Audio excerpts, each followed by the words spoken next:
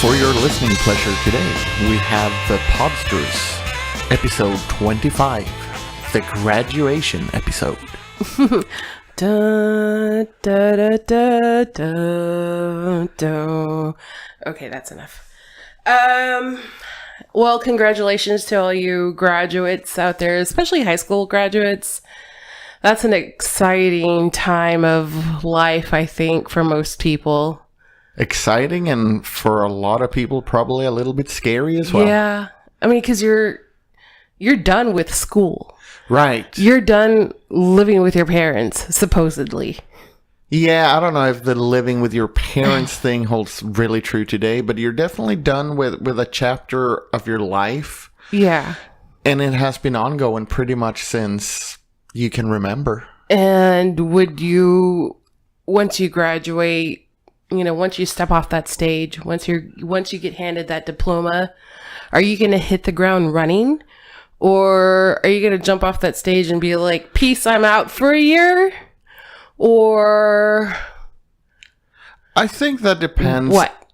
Yeah, like what happens after you graduate? The big question, I guess.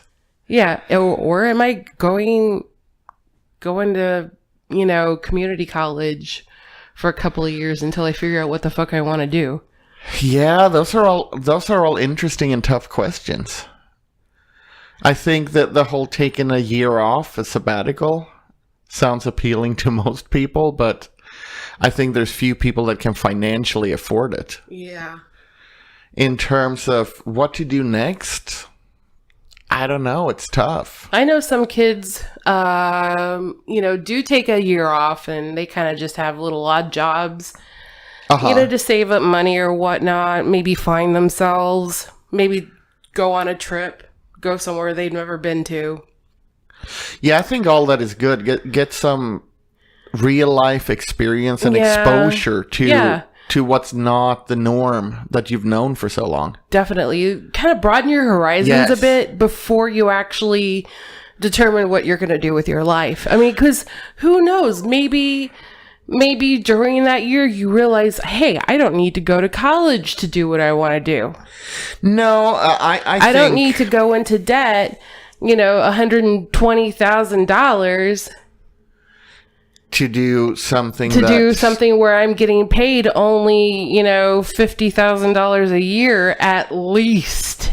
Yeah, I mean, I really think that the whole post education has taken a little bit turn for craziness in terms of that today it sounds like you have to go to college to get any form of job. Yeah, and I think like the whole having to go to college mentality started like in the 50s with the whole American dream thing.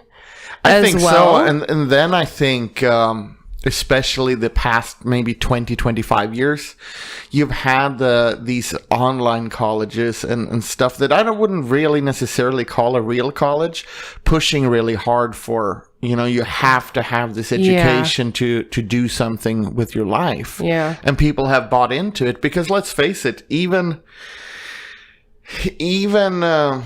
one generation before us, there's a lot of jobs that they got as 16-year-olds that today requires high school. And they almost now make it sound that these jobs require a college education. Mm-hmm. And to me, it's like, that's not really true, because have people gotten that dumb? That it takes them, 8 extra years to get the same skill sets as people got. I don't know if it's that whole capitalism gimmick where, hey, the schools need to capitalize on the fact that we need to make sure that everybody goes to school and everybody pays us, pretty much the mortgage of a house. Yeah, or more. Or more. But yeah, I honestly think that's a big part of it, because really, if 16-year-olds could do a job 25, 30 years ago, I really don't think people have become 8 years stupider. So that, it requires high school and college to do the same job. I think it's just a push from the educational capitalist system. Yeah. That, you really need our classes to do this. So I'm not slagging education if you really know what you want to do with your life and it does require the education. Yeah. I'm talking, maybe you know already, I want to be a doctor, or I want to be a lawyer or a paralegal. Mm-hmm. Definitely go and get that education. You really need it. But if you're like most people that kind of gets a decent job because you have to, you're not really even interested in the job. Uh-huh. It's something you have to do to pay your bills, then I wouldn't recommend go blowing $120,000 or $150,000 to get that job, because with your student loans you have to pay off, you're not making those $17-18 an hour. You know, you're making way less because of the student loan you're paying off. Oh, yeah, definitely. So I don't really think it's worth it.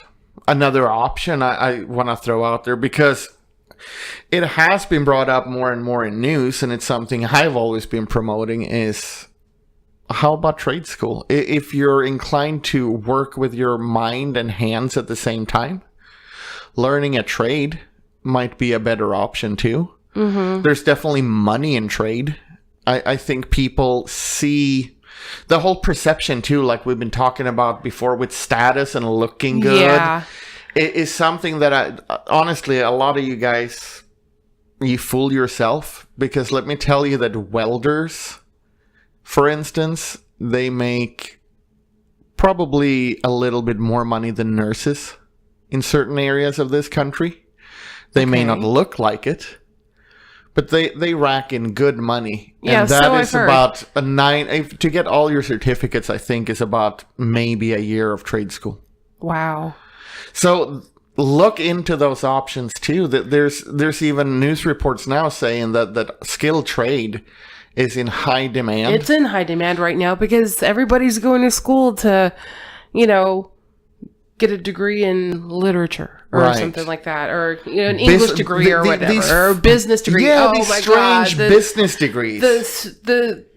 It's saturated right now with these business degrees, and so many people that I work with. Okay, and mind you, I didn't graduate from college. I went to college, but I didn't graduate. Okay, it hurts me still to this day, but I have managed to do well for myself. Well, and I think that is... And it's kind of funny because of where I work.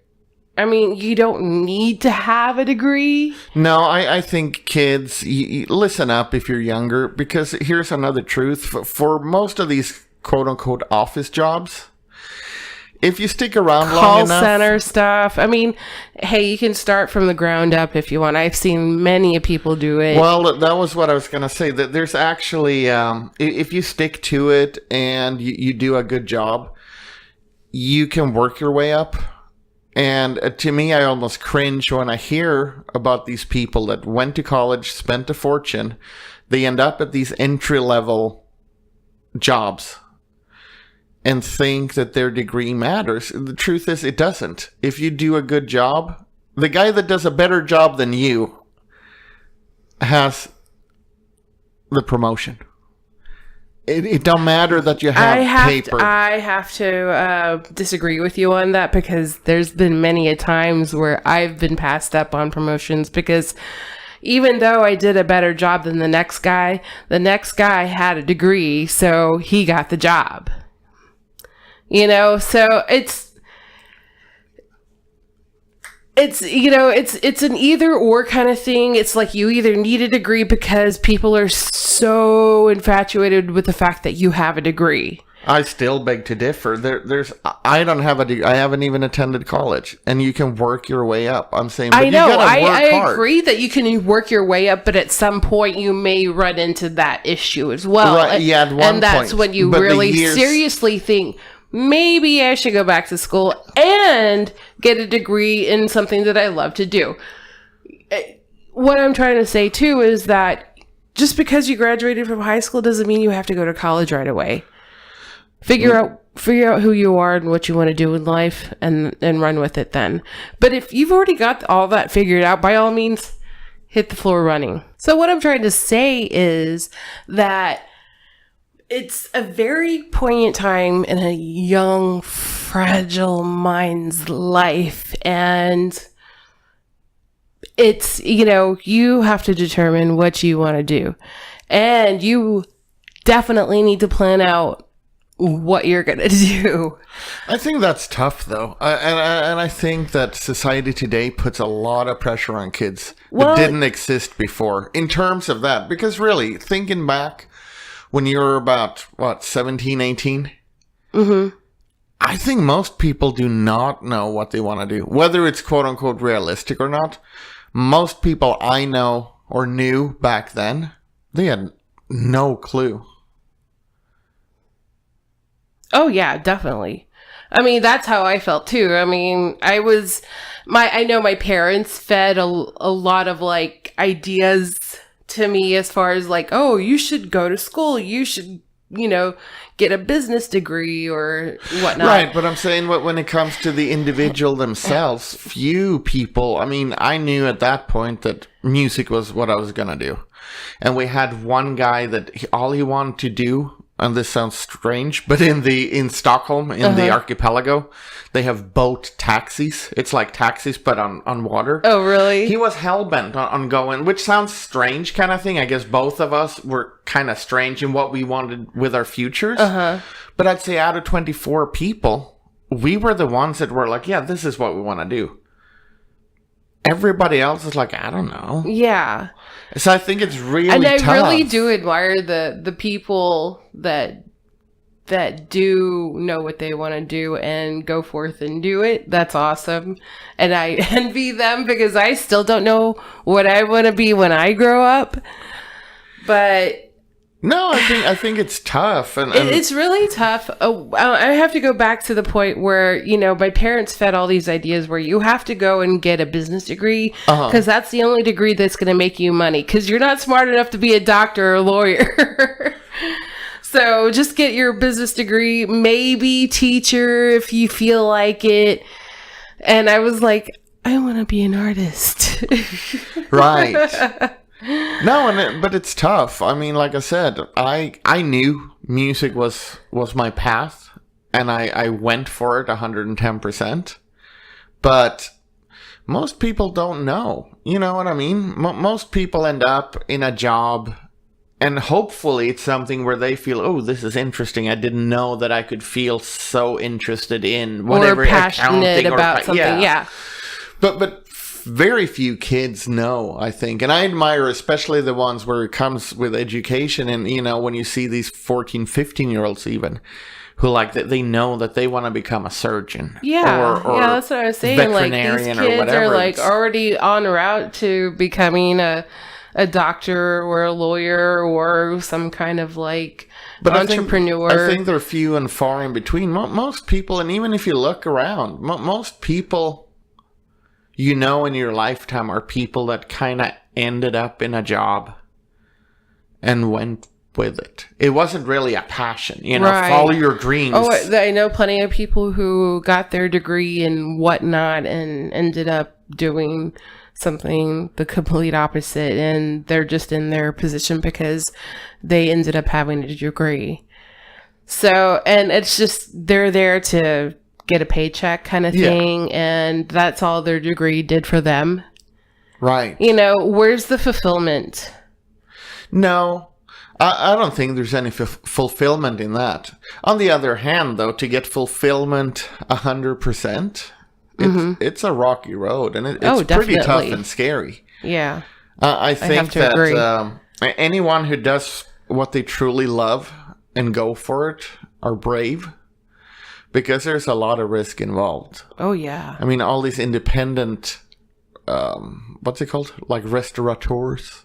People who open their own restaurant. Not that, I'm going to franchise and hire people. People are actually, they love to cook. And they go out. I mean, it's really going out on a limb to say that I think I can do this. Artists of any kind, saying that I'm not going to have a 9 to 5. I'm going to do my art. Independent business owners Whether, I mean, it's bric-a-brac to us, maybe, but to have the balls to say that, no, I'm going to sell shabby chic stuff. And I'm going to open up my own shop. I'm going to... Yeah, I have all those aspirations, but I am scared shitless about going out and doing them. Going out on a limb, as you said, and doing it. Yeah, because in my experience, it's really going out on a limb. The first tour we ever did, which ended up being successful. Who is we? What are you talking about? Back then, it must have been Chinese Takeaway, a punk band. Chinese Takeaway, a punk band. Yes. From Sweden. Yes. Find our old vinyl on eBay. It goes for a lot of money. Really? Yeah. Well, I don't get any other money, but no, it's collector's items, supposedly. That's kind of cool. It is. But... Anyhow, back to the subject. Anyhow, yeah, I mean, we really went out on a limb. We got offered to open up for the Bullocks, a famous German punk band. Mm-hmm. They were going on tour in Germany. And the deal was, we're welcome to open up for them, but there was no money guaranteed each night. Ooh. And I think it was for a couple of, maybe a month, we were gone. Okay, so there was no money. No guaranteed money. We ended up making a lot of money on it. Oh, wow. But there was no guarantees, and we had no real means of transportation. Uh-huh. So the deal was we could borrow their backline, their drums and amps and everything. And we were 5 people piled into a 1970s Mercedes doing the drive to Germany and around all of Germany doing the tour. In a van? No, a little Mercedes car. I thought you were talking about the van that you guys... No, that was a tour. That was a later tour when we got the van. But no, the first tour was 5 guys in a 1970s Mercedes, not even guaranteed to eat food for about 30 days. Oh, wow. But we did it, and it paid off. But the thing is, that's going out on a limb. And I think the older you are, the tougher it is to get out on those limbs. Because back then, if we would have failed, I think I paid $200 a month in rent where I lived, for instance. So, I mean, it wasn't like you had to come up with a lot of money to keep afloat. There was no loans, no mortgages, no nothing. The older you get, the more tied up in debt, I guess you are, to where it gets tougher to go out on those limbs. Because sometimes that's really what you have to do. I mean, if you want to open a restaurant, you kind of just got to buy a van and convert it into a roach coach and go for it. Right. And that's tough, And let that be a lesson, children, because you definitely have to take into consideration what kind of money you need in order to sustain life. Yes, for sure. So, I mean, are you gonna just graduate and have willy-nilly jobs here and there until you figure out what you want to do, which sets you back a few years? And once you do finally get your start, you're 10 years behind in savings and whatnot. Yeah, so there's a lot to think about. Definitely. And also, if you're one of those quote-unquote crazy people that have a dream you really want to follow, realize that the cool gear, the fancy stuff can't be your means of trying to get there. You have to realize that if you want to follow your dream as an artist, you basically have to be prepared to eat ramen every day, 365 days out of the year. And that's one thing that I've noticed too with kids, the kids particularly in this generation, is that they seem to think that they can live within the means that they left their parents' house with. Yeah, no way. And unless you have a job that supports your sense of lifestyle, which I think is really hard to find when you're 20. Kudos to you when you're 18 or whatnot. What I'm trying to say is, don't expect to be living off that kind of income when you graduate from high school and go to college. Yeah, no way. Or graduate from high school, take a year off and live in an apartment or something like that. Don't expect to have the comforts of home. Absolutely not. I mean, when we did this, it was a weird choice. We're like I said, I lived in a roach apartment that was low in rent because it was low in rent. And any money I got, I spent on promoting the band. I mean, we scrapped money together to poster the whole city. We were working hard to do it for no money to begin with. And I mean, that's what you got to do. You can't sit around and say that, oh, I need all this fancy, expensive stuff, and I want to live like my parents in a modest 5-bedroom house, and think that Facebook somehow is going to help you. You really got to get out there and probably work 16 hours a day if you want to do it. But it could be worth it. Yeah. So yeah, a lot to think about, and especially when you're young. Yeah, do it all while you're young. That's what they say. Yeah, I mean, I think you can do it later on too, but it's much harder. The startup is so much harder. Yeah, it is. And get into trouble when you're young, because not bad trouble, but like get yourself into messes or whatnot. It's part of life.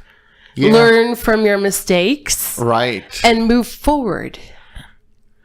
And there's one thing that I have to say to people that, well, just to everybody in general, it's something that resonated with me today. And that is master it before it masters you. And it could be your job, your household, or whatever you do in life. Master it before it masters you. Think about it. That's some good advice from Michelle. Yes. Do you think you've mastered it? Oh, hell no. If I'd mastered it, I don't think we'd be here today.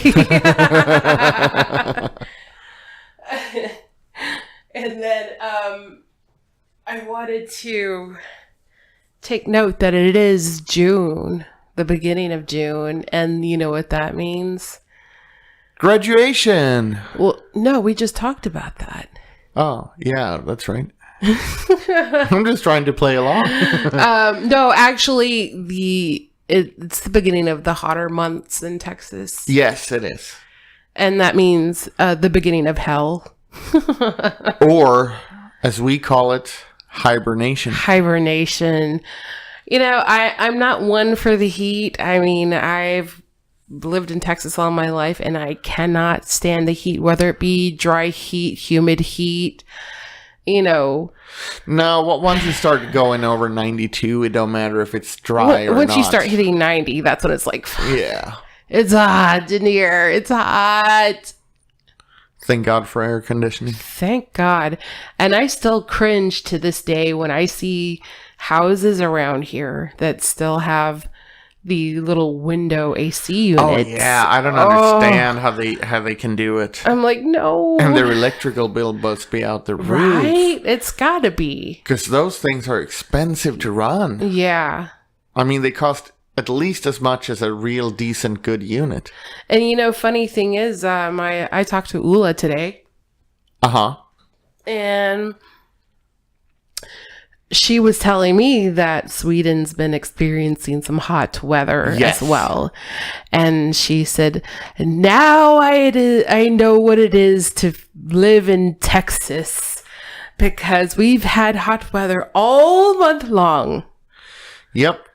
Extremely hot for being Sweden, to the point where she loves to go outside and walk and everything. She doesn't want to be outside. She doesn't want to be outside. Poor Ula.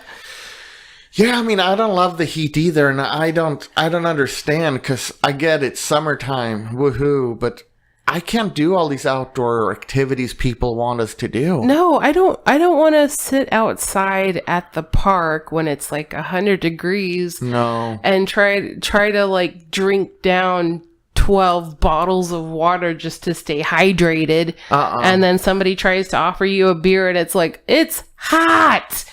I can't do this. No. A beer's gonna cool me off for just a second, and then it's gonna dehydrate me. Yeah, that's why I don't really drink in the summertime, because it's just dehydration. And then to top it off, I mean, that's what people do out here is they go outside and drink. They go to the river and drink, go to the lake and drink, barbecue and drink. And it's like, it's 100 degrees outside and you're drinking, a 12 pack on your own at least.